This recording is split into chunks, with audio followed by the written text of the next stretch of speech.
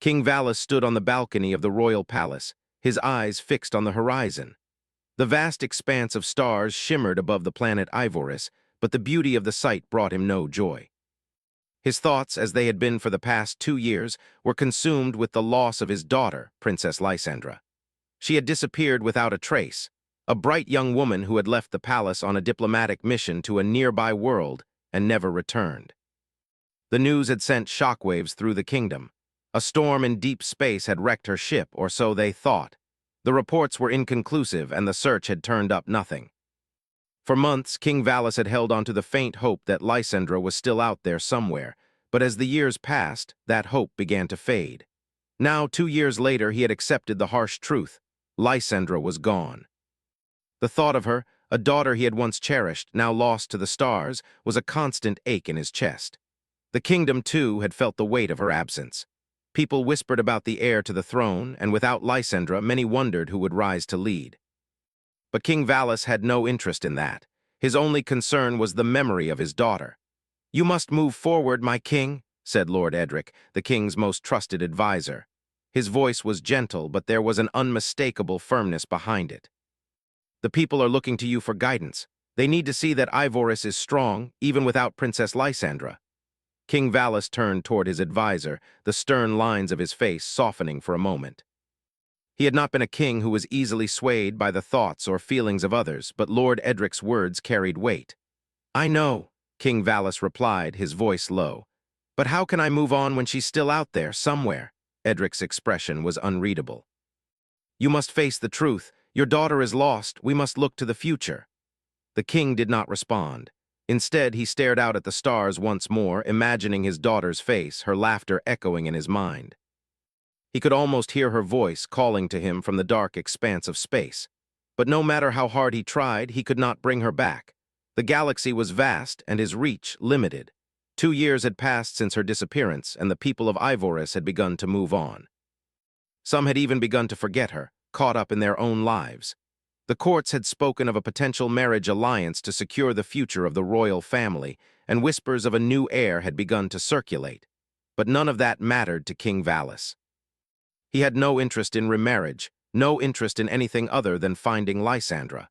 The thought of replacing her felt like a betrayal, and no one could understand the weight of that loss more than he did. Despite his grief, the king knew that he had to appear strong. He had to continue to lead the kingdom, even if it meant hiding his heartache behind a mask of authority. Every decision he made was weighed heavily, and every choice seemed to remind him that Lysandra was not there to guide him, to share in the burdens of leadership. The halls of the palace were quiet, save for the occasional footsteps of servants or the distant chatter of the court. It was a silence that had settled over the kingdom in the wake of Lysandra's absence. It was the kind of silence that spoke of longing, of dreams shattered and hopes faded. The once vibrant palace now felt cold and lifeless, a reflection of the king's soul. It was during one of these long nights that King Valus received a message. The letter was brought to him by one of his messengers, a young man who had served the royal family for years. The king's eyes narrowed as he read the message, his heart pounding in his chest. The message was brief, but it contained words that seemed almost too impossible to believe. The handwriting was unfamiliar, but the words struck him with the force of a blow. "Your daughter is alive, and she is not alone." For a moment, the king's world seemed to stop. The air in the room grew thick, and his hands trembled as he gripped the letter. He read it again, willing the words to make sense. Alive? His daughter. He had been certain she was lost forever. The news had shattered him, but now a flicker of hope ignited in his heart. "What is this madness?" King Valus muttered, more to himself than to anyone else. "Your Majesty?" Lord Edric asked, stepping forward. He had been watching the king's reaction closely. The letter seemed to have taken the king by surprise. "Read it," the king said, his voice hoarse. "Tell me this is not a mistake." Edric took the letter and read it carefully, his brow furrowing as he scanned the words. When he finished, he looked up, his face a mask of uncertainty. It's difficult to say, my king. This could be a trap, a trick from your enemies. But what?" King Valus asked, his voice rising with urgency. "I have no idea," Edric replied, his tone serious. "But we must investigate, if there is even the smallest chance that this is true." "I will find her," King Valus interrupted, his voice firm. No matter the cost, she is my daughter. I will not rest until she is back where she belongs. Edric nodded, though he was clearly troubled. We will prepare a search, Your Majesty, but we must be cautious. We don't know who sent this or what their intentions are. I don't care, the king said, his gaze hardening. If my daughter is alive, then nothing will stop me from bringing her home. With that, King Valus stood tall, his resolve stronger than ever. He was no longer just a grieving father. He was a king on a mission. And nothing, not even the darkest of space or the most dangerous enemies, would keep him from finding his daughter. As he left the balcony, the king's mind raced with thoughts of Lysandra. Where had she been? Who had sent the message? And why had it taken so long for him to hear that she was alive? The galaxy was vast, and the dangers were many, but there was one thing that was certain now. King Valus would stop at nothing to find his daughter. And in the back of his mind, a new question began to take shape. Who was this mysterious young man who had come back with her? To be continued. King Valus paced back and forth in the war room, his mind racing. The message had shaken him to his core. Lysandra, his daughter, was alive. She was out there somewhere, lost in the vast reaches of space, and now it seemed she was returning with a companion, someone who was not just a mere survivor, but a man who had somehow played a role in her survival. The room was silent, save for the sound of the king's heavy footsteps on the marble floor. The royal advisors stood around the large table, their faces uncertain. They had heard the same news, but none of them knew how to interpret it. It seemed too good to be true. After so long, the hope of Lysandra's return felt unreal, a fragile thread in the wind. King Valus stopped and turned to face his advisors. "We are going to search for her," he said, his voice calm but resolute. "I don't care about the risks. I don't care about the cost. We are going to bring my daughter home." The advisors exchanged uneasy glances. One of them, a man named Lord Malvin, cleared his throat and spoke. "Your Majesty, with all due respect, this could be a trap. We've been led astray before, and we cannot ignore the possibility that someone is trying to manipulate you." "I've thought of that," the king replied, his gaze sharp. "But I know my daughter. I know that she would never have left us without a reason. And if she's out there, we will find her no matter the cost." Lord Edric, the king's trusted advisor, stepped forward. "We have the resources, Your Majesty. We will need a fleet ready to leave at once. I suggest we begin by following the coordinates mentioned in the message." The king nodded, his mind already working through the details. He knew this would not be an easy journey. The galaxy was full of dangers, and if the message was genuine, they would be heading into unknown territory. But the thought of Lysandra, somewhere out there, kept him focused. The preparations were swift. Within hours, the king's elite fleet had been assembled, a powerful group of ships capable of traversing the farthest reaches of space. King Valus had made the decision to accompany them, to ensure that nothing would stand in the way of finding his daughter. The royal guards, a group of the most skilled warriors in the kingdom, boarded their ships, ready for whatever dangers might lie ahead. As the ships lifted off from the royal palace's docking bay, Valus stood at the observation window, watching as the planet Ivoris shrank into the distance. The vastness of space stretched before him, and for the first time in 2 years, a glimmer of hope filled his heart. His daughter was out there somewhere. The journey was long, but the fleet moved with purpose. As they crossed the boundary of known space, the stars around them seemed to flicker and warp, a sign that they were leaving behind the safety of the familiar. King Valus could not shake the unease in his chest. What if the message was a lie? What if his daughter was not out there at all? He kept his doubts to himself, though, and focused on the task at hand. They followed the coordinates given in the message, navigating through asteroid fields and dangerous nebulae. The crew was on high alert, every member working tirelessly to ensure the safety of the fleet. But as the days passed, the sense of urgency grew. There was still no sign of Lysandra's ship. One day, as the fleet approached a remote star system at the edge of the galaxy, the ship's scanners picked up something. A faint signal, a distress beacon, pulsed weakly on the radar. The signal was unmistakable, but there was something odd about it. It didn't match the usual distress patterns the royal fleet was accustomed to encountering. The fleet commander, a seasoned officer named Captain Orin, reported the finding to King Valus. "Your Majesty, we've picked up a signal. It's coming from a nearby planet. It seems to be malfunctioning, but the distress code is one used only by ships of the royal fleet." Valus' heart leapt at the news. His instincts told him that this was no coincidence. His daughter was out there, Prepare to land, the king ordered. I want a full investigation. We're going down to that planet. The planet they were heading toward was a barren, rocky world with no signs of life. The surface was pocked with craters, and its atmosphere was thin, making it difficult to land. But the distress signal continued to pulse, faint but persistent. The fleet descended through the planet's thin atmosphere, its ships touching down on the rocky terrain with a heavy thud. Valis and his elite guards exited the ship, their boots crunching on the rocky ground. The air was cold and dry, and the distant winds howled like a mournful cry. They stood in silence, scanning the horizon. There were no signs of life, no signs of anything out of the ordinary. "I don't like this," Captain Oren said, his voice low. "This place feels wrong." "We need to investigate," Valis replied, his voice firm. "This is where the signal came from. We don't leave until we've found answers." They moved forward, the group of soldiers staying close behind the king. The barren landscape stretched for miles in every direction, the jagged rocks and dust giving the planet an eerie, lifeless feel. The further they traveled, the more the air seemed to thicken with tension. It wasn't long before they found something, an old, abandoned facility, half buried in the sand and rock. The structure was barely visible, but the flickering distress beacon was coming from somewhere within. Valis' heart raced as they approached the entrance, the doors of the facility rusted and half open. He motioned for his guards to stay back while he entered first. Inside, the darkness was overwhelming. The walls were covered in dust, and the air smelled stale, like something long forgotten. They found the source of the beacon in a small, dimly lit room, hidden beneath a pile of debris. And there, lying unconscious on the cold floor, was Lysandra. Her appearance shocked Valis to his core. She was thinner than he remembered, her face gaunt, and her clothes were ragged. But her eyes, those eyes, still held the fire of the daughter he had lost. She was alive. Beside her, a young man, a stranger, sat with his back against the wall, his eyes wide open, watching over her.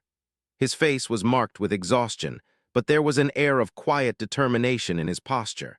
He looked human, but something about him felt different. His presence, calm but resolute, made Valis pause. "Who are you?" Valis demanded, his voice rough with emotion. His eyes never left Lysandra, who remained motionless on the ground.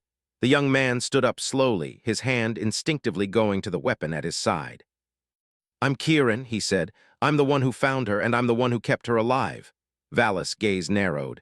"You kept her alive? How?" Kieran looked down at Lysandra with something akin to reverence. "We've been stranded here for months. Her ship was sabotaged, and we were left to die. But I couldn't let her go. She's special." "Special?" Valis repeated, his voice cold. He was still processing the fact that his daughter was here alive and that this young man had been with her all this time. "She's the key," Kieran said, his eyes meeting Valis. "The reason she was taken wasn't just for revenge. There's a bigger story here, something much more dangerous than you realize." Valis' heart pounded in his chest. "What are you talking about?" Kieran's gaze grew more intense. "I can explain everything, but you need to take us back to Ivoris. This isn't just about her. It's about the future of your kingdom." Valis looked down at his daughter, who was now beginning to stir. He had found her. After all this time, she was finally home. But the weight of Kieran's words hung in the air. The truth, it seemed, was more complicated than he could have ever imagined. To be continued. The air inside the abandoned facility felt thick with secrets, and King Valis' mind raced as he knelt beside his daughter, still unconscious but breathing. Lysandra's condition was worse than he had feared. Her clothes were tattered, her once radiant face now pale and worn, but the unmistakable spark of life remained in her eyes.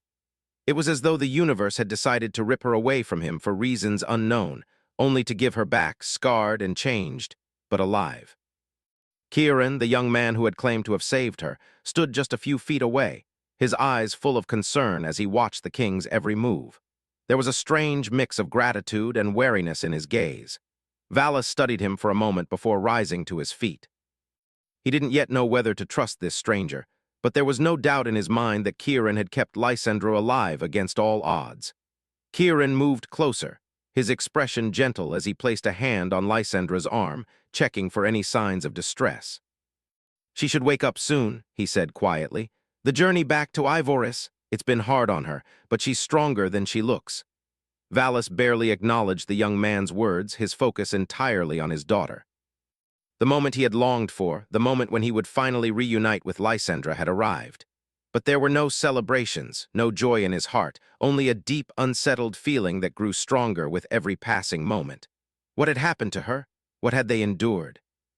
Why did they take her? Valis asked, his voice rough with emotion.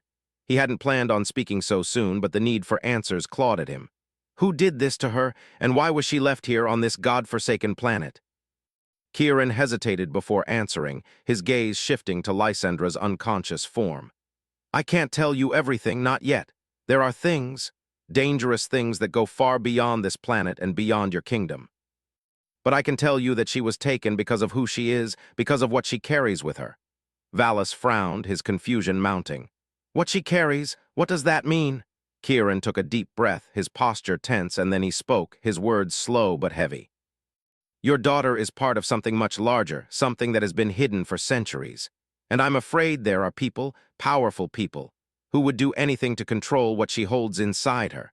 I don't know the full extent of it, but I know that she's in danger. We both are. King Valis stared at Kieran, his eyes narrowing. I will protect her with my life, he said, his voice low but unwavering. He looked down at Lysandra, then back at Kieran. You, on the other hand, I'm not so sure about. You claim to have kept her alive, but I still don't know who you are. What do you want from us? Kieran stepped back slightly, his hands raised in a gesture of peace. I'm not here for power. I'm not here to take anything from you. I only want to keep her safe. The truth about her is dangerous, and it's going to take all of us working together if we're going to stop those who want to use her for their own ends. Valis remained silent, his mind working through Kieran's words. He had so many questions, so many doubts, but right now, one truth was undeniable. His daughter had returned to him, and whatever the young man had been through to protect her, Valis owed him his gratitude, for now. Turning his attention back to Lysandra, Valis gently placed a hand on her forehead. Her skin was cold to the touch, but there was a faint warmth beneath it. He needed to get her back to Ivoris, to their home, where she could recover and the truth could be revealed. But Kieran's cryptic words lingered in his mind. There were forces at play that neither he nor his daughter understood, and the path ahead was fraught with danger. Lysandra stirred, her eyelids fluttering as she slowly regained consciousness. Valis felt his heart skip a beat at the sight of her waking, her eyes blinking in confusion before settling on his face. It took a moment, but the recognition dawned in her eyes, and a weak smile tugged at the corners of her lips. Father, she whispered, her voice barely audible, but the sound of it was like music to his ears.